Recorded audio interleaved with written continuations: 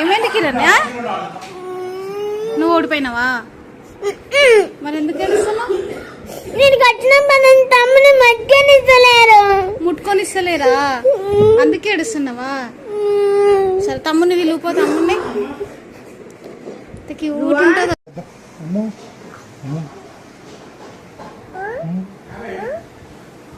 ఏడొద్దంటుండు. పప్పి అక్కకి ఏడుస్తుంది. పప్పి అక్కకి మళ్ళొక పప్పి. పప్పి పప్పి అబ్బో ఎత్తుకో. అక్క ఎత్తుకుంటుందండి.